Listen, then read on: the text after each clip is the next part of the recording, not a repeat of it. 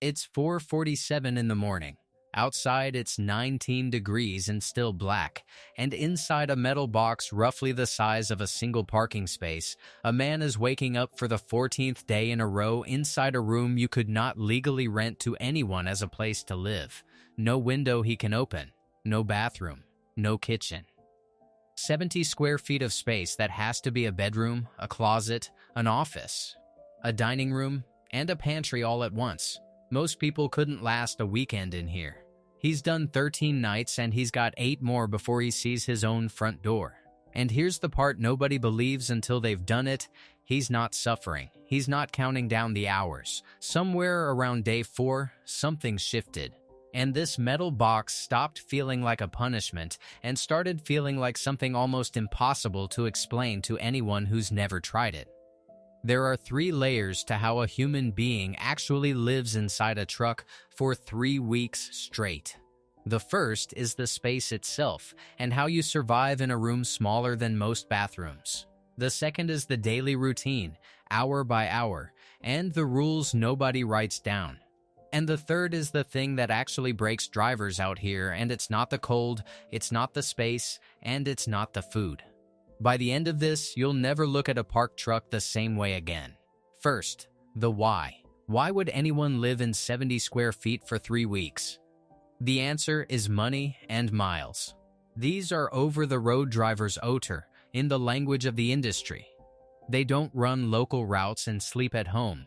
They get dispatched across the country, and the load doesn't care that it's 2,000 miles away. A driver only earns when the wheels are turning, so going home every night isn't an option. The truck is home until the run is done. The federal rules shape every hour of this. A driver can only drive 11 hours in a day, inside a 14-hour working window, before the law forces a 10-hour break. Hit 80 hours of work in 8 days, and you're shut down until the clock resets. So the routine you're about to see isn't a lifestyle choice. It's built around a clock that the government enforces and an electronic logbook that records every minute. Break the rules and you lose your license. So drivers learn to live, eat, sleep, and stay sane entirely inside the gaps that clock allows. So let's go inside. The modern sleeper cab is around 70 to 80 square feet. There's a bunk, sometimes 2. Stacked, there's a strip of floor barely wide enough to stand in. And there are cabinets crammed into every inch of wall and ceiling the engineers could find. The first war you fight in here is organization, and rookies always lose it. The veterans turn the walls into storage. Over-the-door shoe organizers get screwed to every flat surface, not for shoes, but for phone chargers, snacks, paperwork, medication, gloves. Clothes go into vacuum compression bags, because soft cotton expands to fill space and hard plastic doesn't. Under the bunk is the deep storage, a cooler, a crate of shelf-stable food, the tools. Everything has one place, and everything goes back to that place the second it's used. Because in 70 square feet, a single item left loose turns the whole cab into chaos within a day. Then there's the bed itself, and here's the first thing rookies get catastrophically wrong. The mattress that comes standard in a truck is thin, cheap foam laid directly on a hard platform. Sleep on it as is, and within weeks your back is wrecked and there's a layer of black mold growing underneath. Because your body heat and sweat have nowhere to escape through a solid base. The drivers who last replace it, a memory foam topper for the back, and critically a mesh or slatted pad underneath to let air move so the moisture dries instead of rotting. It sounds like a small detail. It's the difference between a driver who quits in 3 months and one who's still out here in 3 years, but the space and the bed are the easy part.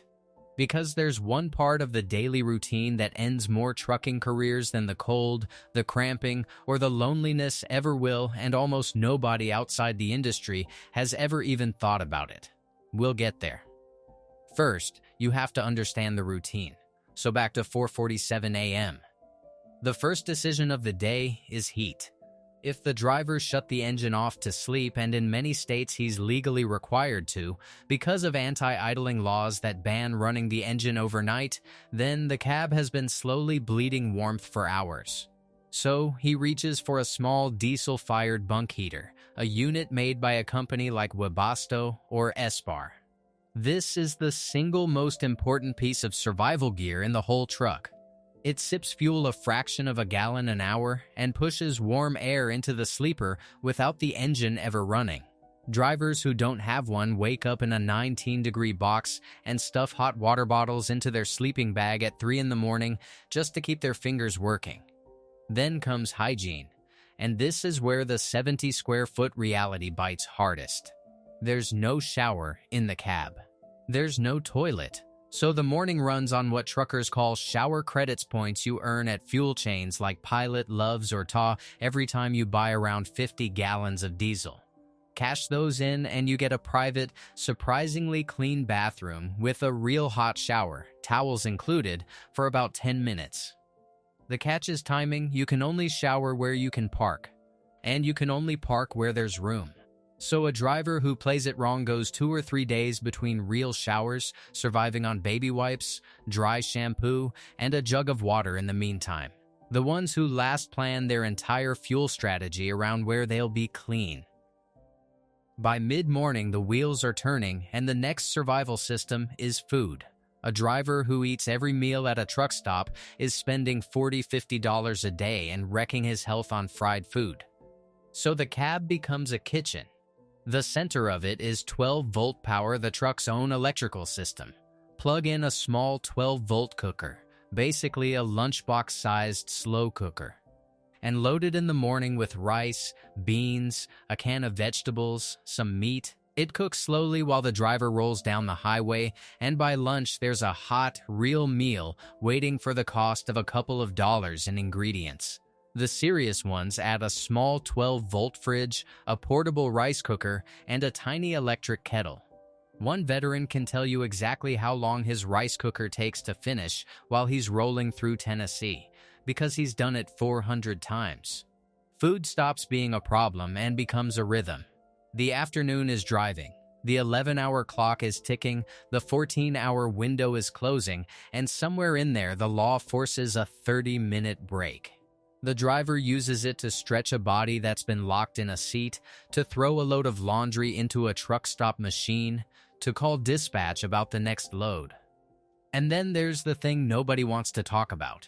Between truck stops on a long rural stretch, with the clock running and no exit for 50 miles, a human body still has needs, and there's no bathroom for an hour in any direction. So drivers keep a portable toilet, or at minimum a system, tucked in the cab. It's not glamorous. Nobody puts it in the brochure. But it's the unspoken reality of living in a box on wheels, and the drivers who pretend they don't need a plan for it are the ones who end up in a genuinely miserable situation on the side of a highway in the dark. As the 14-hour window closes, a new race begins, and it's the most stressful part of the entire day. Finding a place to park.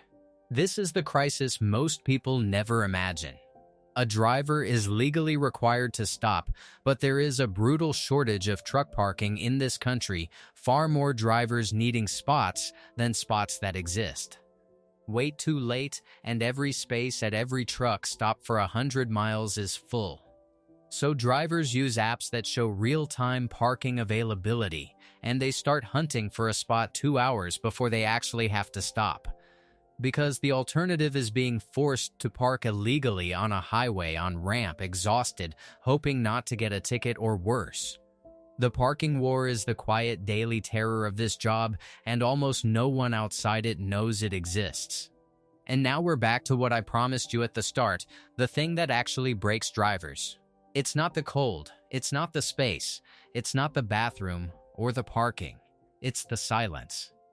3 weeks is a long time to go without hugging your kids, without sitting at your own table, without anyone to talk to who isn't a voice on a phone or a dispatcher who only calls about freight. The most dangerous part of living in 70 square feet isn't physical at all, it's what the isolation does to your head around the second week, when the novelty is gone and home is still 7 days away. So the drivers who survive build rituals against it. Call the wife at 7. FaceTime the kids at 8. Mom on Sundays, every Sunday, no exceptions. It's regimented because it has to be missed too many calls and the distance stops being about miles and starts being about something that doesn't come back. Some companies have started pairing rookies with veteran mentors, and not for driving for this. For how to stay a whole person inside a metal box for 3 weeks at a time. The old timers say it plainly: the road doesn't break your truck, it breaks your head. And no heater, no mattress, no rice cooker fixes that. Only people fix that. Here's what surprised me most. The drivers who make it past that first year describe the same strange thing happening around month 4. The chaos becomes routine. The routine becomes automatic. You know which truck stops have the best showers. You know which routes have the parking. You know exactly how long your rice cooker takes through Tennessee. And the box stops being a prison and starts being something that almost resembles a home. A weird, diesel-powered, 70-square-foot home, but a home. Every single night. Around 3.5 million Americans climb into these boxes on dark truck stop lots and frozen highway shoulders and trust that the system they've built will carry them to morning. And every morning they fire the engine and move the freight that stocks every store, fills every gas station, and delivers every package in this entire country. They're not just surviving in 70 square feet. They're keeping the whole country running from inside a space most people wouldn't last a weekend in. And honestly, that's pretty impressive. If you've ever driven a truck, tell me down in the comments what I got wrong, or the one piece of gear you'd never live without. And if you've never set foot in a sleeper cab, tell me this: could you do 3 weeks in 70 square feet? Be honest.